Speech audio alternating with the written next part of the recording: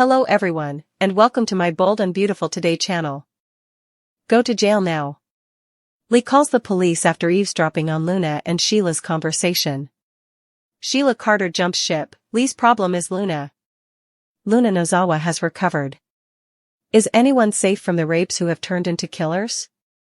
It's clear that Dr. Lee Finnegan is reconsidering her decision to take her granddaughter home and revive her. Lee's new criminal partner Sheila Carter is beginning to reconsider their free-range captive situation. Below are spoilers for what will happen next on Bold and Beautiful. For the past few years, Sheila Carter has been acting appropriately on Bold and Beautiful. She even lost another toe while attempting to protect Steffi Forrester from her granddaughter Luna. The startling Luna reality.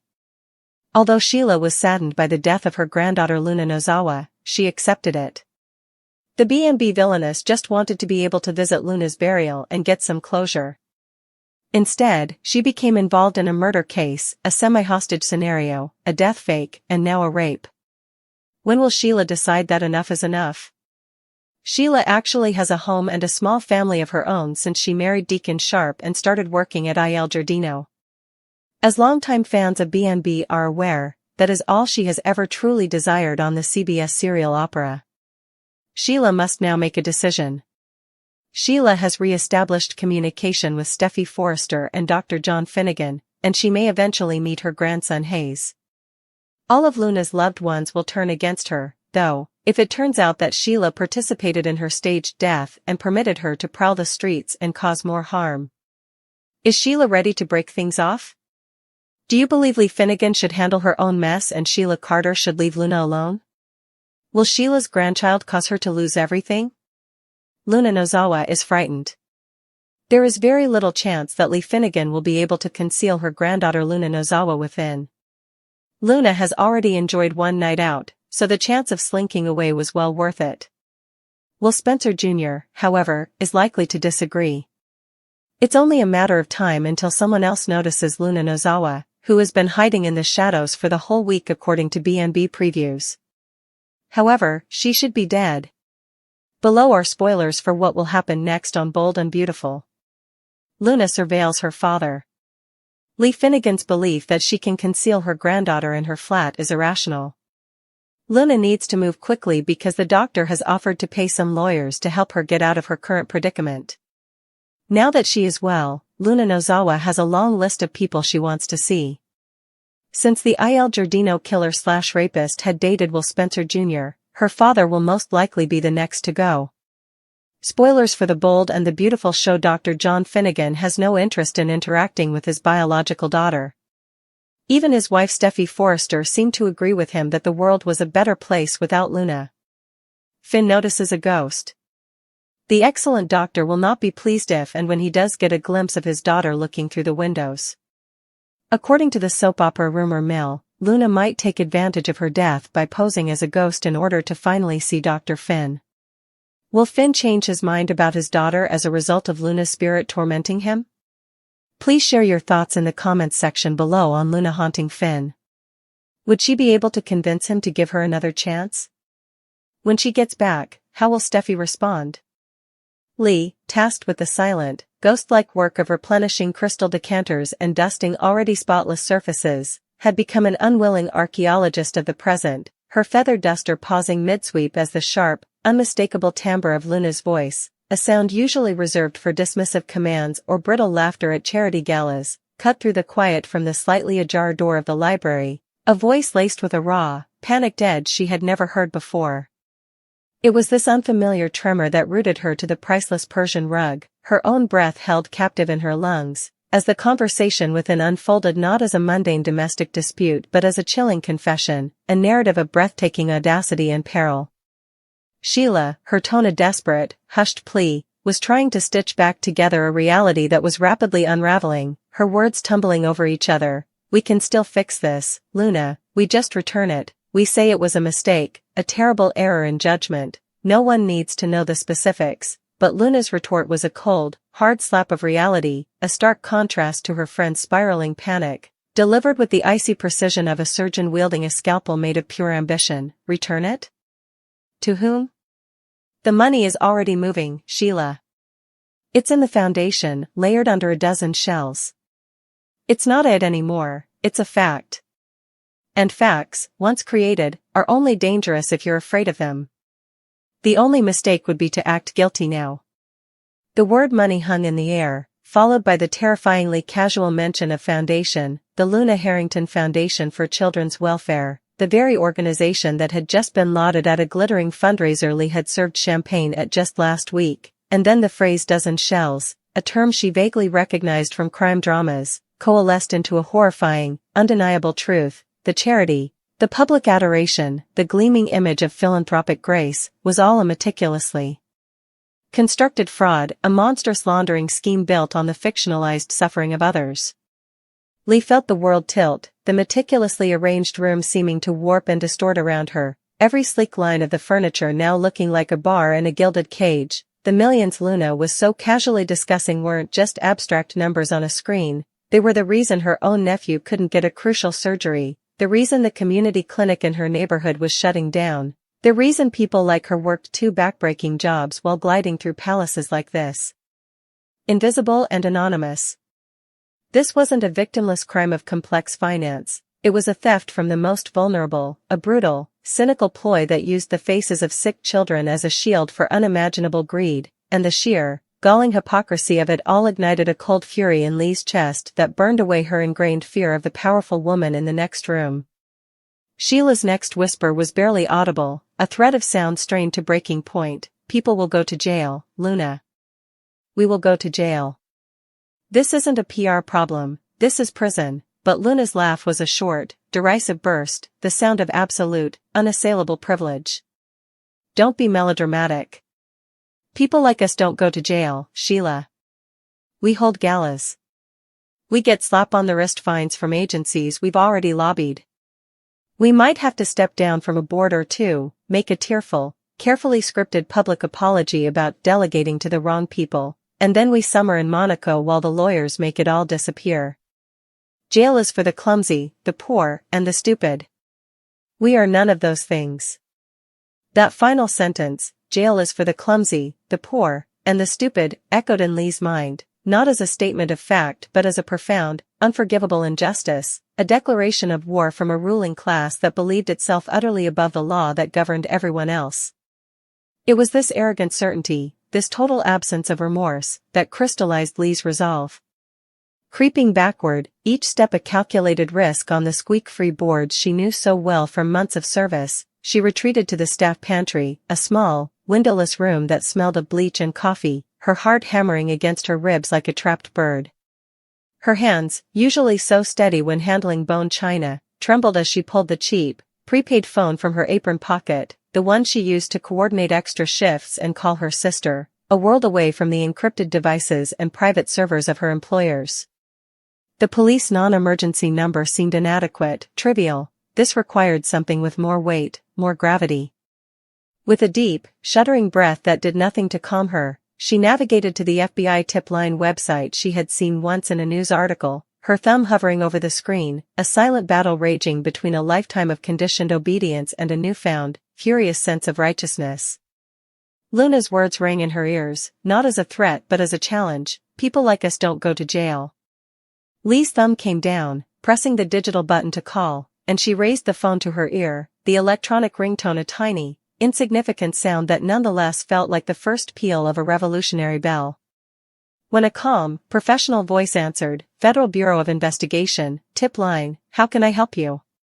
Lee's own voice emerged as a stranger's, low, steady, and laced with a cold clarity that surprised her.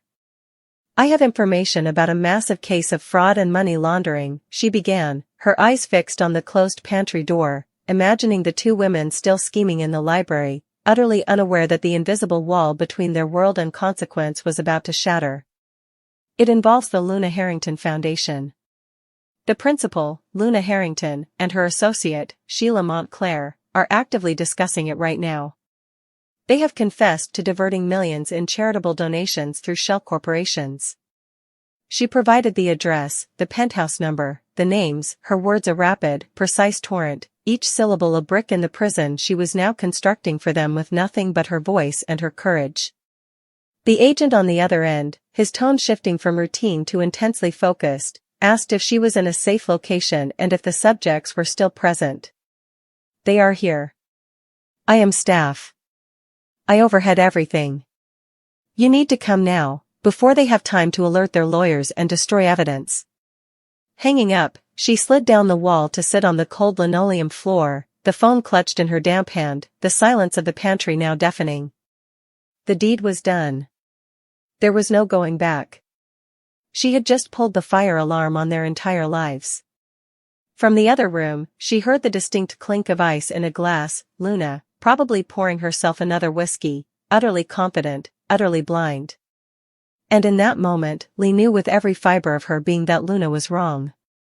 Justice was not a matter of wealth or status, it was a matter of truth, and the truth, once unleashed, was a force that no amount of money could permanently contain. The gavel of judgment was not always struck in a wood-paneled courtroom, sometimes, it was the soft click of a phone ending a call, a sound that echoed with the simple, powerful promise, "Go to jail now." At the epicenter of this escalating storm is the paradox that is Sheila Carter, a woman whose name has been synonymous with unhinged obsession and lethal intent, yet who has, against all odds, carved out a sliver of redemption and found a semblance of the normal life she always claimed to crave. Her hard-won, tenuous truce with the Forrester and Finnegan dynasties, her marriage to the devoted Deacon Sharp, and her cherished position at Il Giardino represent a castle built on sand, and the tide is rushing in with the re-emergence of her granddaughter, Luna Nozawa. The chilling headline, "Sheila Carter Jumps Ship, Luna is Lee's Problem," is not merely a plot point, it is a critical juncture, a moment of profound reckoning where Sheila must decide whether the bonds of twisted blood are worth the utter annihilation of everything she has painstakingly built, forcing her to choose between the family she was given and the family she chose. For years, viewers have witnessed the tempest that is Sheila Carter rage against the pillars of Los Angeles society, her actions leaving a trail of trauma, tears, and toeless feet. Yet, her recent era of relative calm was not a facade but a genuine, albeit shocking, evolution. She found an anchor in Deacon, a man who sees the fractured soul beneath the monster, and she embraced the mundane dignity of honest work. This stability allowed for previously unthinkable dialogues. The fact that she is on speaking terms with Dr. John Finnegan and Steffi Forrester is nothing short of a miracle, a door cracked open to a future where she might one day meet her grandson Hayes, a dream so ordinary for any grandmother yet so astronomical for her. This fragile ecosystem of acceptance is entirely dependent on one thing, her continued, verifiable reformation. The revelation that Luna Nozawa is not only alive but was a participant in a macabre death hoax, a scheme Sheila was dragged into, and is now a free-range hostage at the mercy of her own demons, is a ticking time bomb set to obliterate that ecosystem entirely. Sheila's initial resignation to Luna's supposed death, her simple desire for a little closure and to be able to visit Luna's grave, was a poignant moment of tragic acceptance. Now, that has been replaced with a living, breathing catastrophe. The core of Sheila's dilemma is a brutal moral and strategic calculation. On one side of the scale is Luna, her own flesh and blood, a young woman clearly spiraling into a darkness that mirrors Sheila's own historic pathologies. The report that Luna is a killer-turned-rapist suggests a level of danger that is both profound and personal. The instinct to protect one's own, however damaged they may be, is primal. Sheila, of all people, understands being ostracized, being labeled a monster, and being denied a path back. Could she truly abandon her own granddaughter to a fate she herself narrowly escaped? This is the siren call of blood, the twisted loyalty that Lee Finnegan is now counting on, or perhaps manipulating, as she nurses her back to life while undoubtedly having second thoughts. However, the other side of the scale holds the entire weight of Sheila's future. Staying entangled in Luna's nightmare means guaranteed collateral damage. If, or more accurately, when, the truth explodes that Sheila was complicit in faking Luna's death and has been harboring her as she roams the streets and do, more damage, the consequences will be swift and absolute. Steffi's hardened trust will vanish, replaced by vindicated fury. Finn's cautious empathy will shatter, realizing his motherly was right all along. Deacon's unwavering faith will be tested beyond its limits. And any fleeting chance of knowing Hayes will be extinguished forever. Sheila would be right back where she started, alone, hated, and hunted, with the added agony of having briefly held paradise in her hands before letting it slip away. This is why the notion of Sheila Carter jumping ship is not an act of cowardice, but potentially her most calculated and intelligent move yet. It is the ultimate test of whether her transformation is genuine. Walking away from Luna is not about abandoning a sick girl, it is about finally choosing self-preservation over self-destruction, choosing a healthy love, Deacon, over a toxic familial obligation. It is about drawing a boundary, a concept historically foreign to Sheila, and stating that enough is, indeed, enough. She did not sign up for a semi-hostage situation or a case of rape, she was blackmailed by circumstance and a distorted sense of duty into a scenario that is rapidly spinning out of control. By making Luna Lee's problem, Sheila would be performing a painful but necessary surgery, cutting away the cancerous growth that threatens to metastasize and kill her new life. Lee, after all, is the one who brought Luna into her home, who initiated this disastrous cover-up. The responsibility for managing the monster she helped create should rightly fall on her shoulders. Sheila stepping back forces Lee to confront the full consequences of her actions without a fellow enabler to share the blame. It is a brutal, cold, and arguably selfish decision, but in the cutthroat world of B&B, it may be the only one that allows for survival. Ultimately, the question, will Sheila lose everything over her granddaughter, hangs in the air, heavy with portent. The answer depends entirely on her next move. Sheila Carter has spent a lifetime losing everything because of her uncontrollable impulses, her obsessive loves, and her refusal to let go. Now, she is presented with a perverse inversion of her classic narrative: to save everything, she must let go. She must suppress the very instincts that have always defined her, the possessiveness, the madness, the fierce, all-consuming loyalty to those she claims as her own. To choose Deacon Illinois Giardino, and a sliver of a chance with Hayes, is to choose a new identity. It is to finally believe she is worthy of the peace she has found. Letting Lee Finnegan deal with her own mess is not just about saving her own skin, it is the final, definitive act of her redemption arc. It is Sheila Carter proving that she has finally learned the cost of her chaos and is no longer willing to pay it. The ship she is jumping from is not one of responsibility, but of certain doom. The lifeboat she swims toward is built of love, stability, and hard-won grace. The only question that remains is whether the siren song of her own violent bloodline will prove too loud to ignore, pulling her and everyone she loves into the depths for one last, catastrophic time. Lee Finnegan has desperately tried to plaster over her life as cracking, its fragility exposed by the mere existence of the young woman she has secreted away in her sterile apartment, a living, breathing ghost in a world that has already written her obituary. The odds of Lee successfully keeping her granddaughter, Luna Nozawa, perpetually entombed within these four walls, a spectral secret hidden from the glaring sun and prying eyes of Los Angeles, are, to put it bluntly, slim to none, a truth that hangs in the air as palpable and heavy as the coastal fog rolling in off the Pacific, an inevitable collision course between a past everyone wants buried and a future that refuses to be denied. Luna, a girl whose entire existence has been a study in quiet observation from the periphery, has already tasted the intoxicating, dangerous freedom of a night out on the town, a clandestine foray into the world that had mourned and then swiftly forgotten her, and for her, the heart-pounding terror of being discovered was a price worth paying, a necessary risk to feel the pulse of life again, to see the face of the boy she loves, Will Spencer Jr., whose grief for her is a raw, open wound she yearns to heal with her very presence, though he, safe in his ignorance, would undoubtedly think otherwise, his protective instinct screaming against the peril she courted with every step she took outside the confines of her grandmother's ordered, suffocating sanctuary. The previews for the week's drama promise her spectral figure lurking in the shadows, a phantom presence haunting the edges of the lives she was so violently ripped from, and it is only a matter of time, a ticking clock counting down to the moment of devastating revelation, before someone else's gaze, a flicker of movement caught in a peripheral vision, a familiar silhouette against a lit window, a ghost of a scent on the wind, will land upon her and see not a hallucination but the impossible truth, She is supposed to be dead, a closed chapter, a tragedy mourned and then weaponized in the endless wars of this city, yet here she is, a secret waiting to detonate.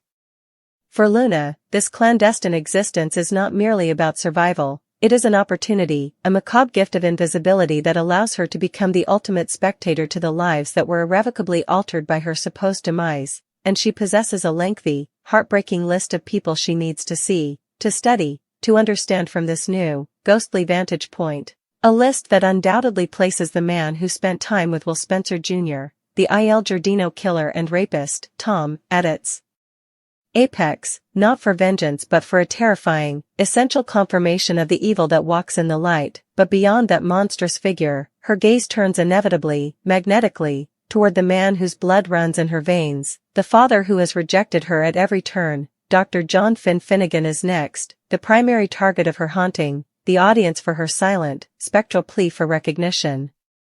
The bold and the beautiful spoilers paint a damning portrait of Finn's current state of mind, a man who has seemingly, and with a chilling finality, accepted the narrative that the world is a better, simpler, less painful place without the complicated proof of his past infidelity, a man who stood in silent, acquiescent agreement with his wife, the formidable Steffi Forrester, when she declared that very sentiment, choosing the peace of his present family over the tumultuous truth of a daughter he never asked for and now wishes would simply remain a memory, a choice that has effectively killed Luna a second time, this time by his own emotional abandonment, a rejection far more cold and calculated than the violence that initially stole her away.